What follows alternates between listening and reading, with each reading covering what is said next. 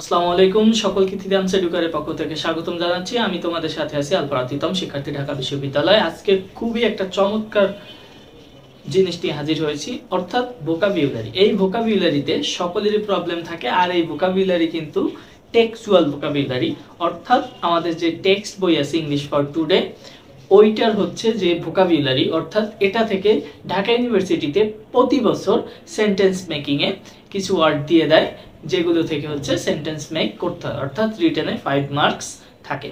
So খুব carefully আজকের ক্লাসটা তোমরা দেখবে, আশা করি ইনশাল্লাহ।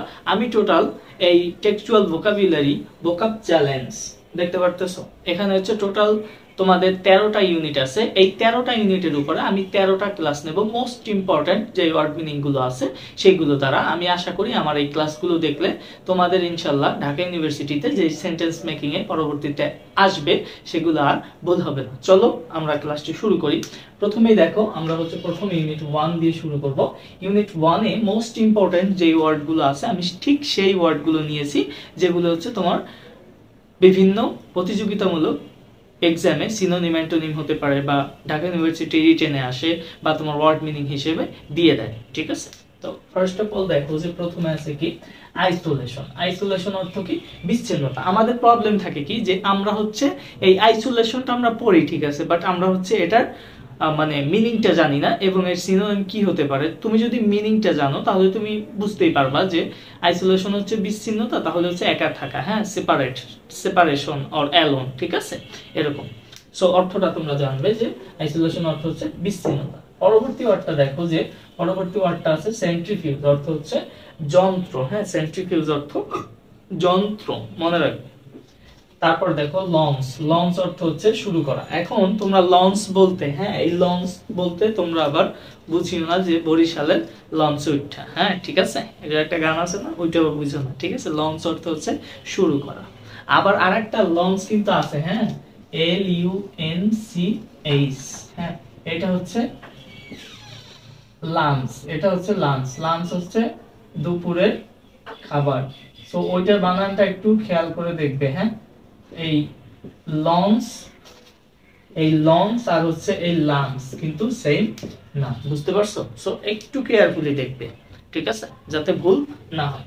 পরবর্তীতে দেখো কসমোনাট। কসমোনাট অর্থ হচ্ছে নভোচারী। কসমোনাট বানানটা একটু দেখিও, হ্যাঁ, স্পেলিংটা, ওকে। পরবর্তীতে দেখো নসিয়া। নসিয়া অর্থ হচ্ছে বমি বমি ভাব। এই নসিয়া কিন্তু এক বছর, অর্থাৎ মেবি 22-23 সেশনে ঢাকা ইউনিভার্সিটিতে রিটেনে আসছিল বি ইউনিটে, এবং এই আইসোলেশন হচ্ছে আমার আসছিল, ঠিক আছে, আমার আসছিল এবং আমার নোট থেকে কমন, আমার যে তোমার যে রিটেনের একটা বই আছে, দেখো রিটেনের বই, এবং আমার এই রিটেনের বই থেকে আমি হচ্ছে তোমার নিয়েছি, হ্যাঁ, আমার এই রিটেনের বই। তো তোমরা যদি রিটেনের বই তোমাদের প্রয়োজন হয় তাহলে হচ্ছে তোমরা আমার হচ্ছে এই রিটেনের বই তিতামস ট্র্যাক ডিউ রিটেন বইটা, এটা তোমরা হচ্ছে অর্ডার করতে পারো, দাম মাত্র 150 টাকা। আমাদের তিতামস এডুকেয়ার পেজে মেসেজ দিলেই হবে, বা আমার হোয়াটসঅ্যাপ নাম্বারে তোমরা যোগাযোগ করলে আমি বইটা তোমাদেরকে পাঠাই দেব, ঠিক আছে। এখন পরবর্তীতে দেখো যে এই যে রিগাইম। রিগাইম অর্থ হচ্ছে কি? শাসন ব্যবস্থা, বুঝতে পারছো?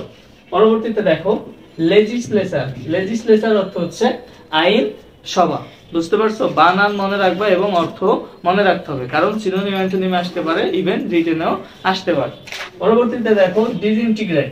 এটা হচ্ছে এই বছর 24-25 সেশনে তোমার ঢাকা ইউনিভার্সিটি এই ইউনিটে আসছিল, যেটা হচ্ছে আমার বইয়ে একেবারে হুবহু কমন করছে। তোমরা একটু খেয়াল করলে দেখতে পারবা, এই যে দেখতে পারছো, এটা আছে। সো তোমরা যারা হচ্ছে বইটা অর্ডার করতে চাও আমার সাথে যোগাযোগ করতে পারবা। আলহামদুলিল্লাহ এবার Jagannath university plus Dhaka university B unit সহ এই ইউনিট এবং অন্যান্য ইউনিটে আলহামদুলিল্লাহ যথেষ্ট কমন পড়েছে। মাত্র 120 পেজের বই, মাত্র 120 পেজের বই।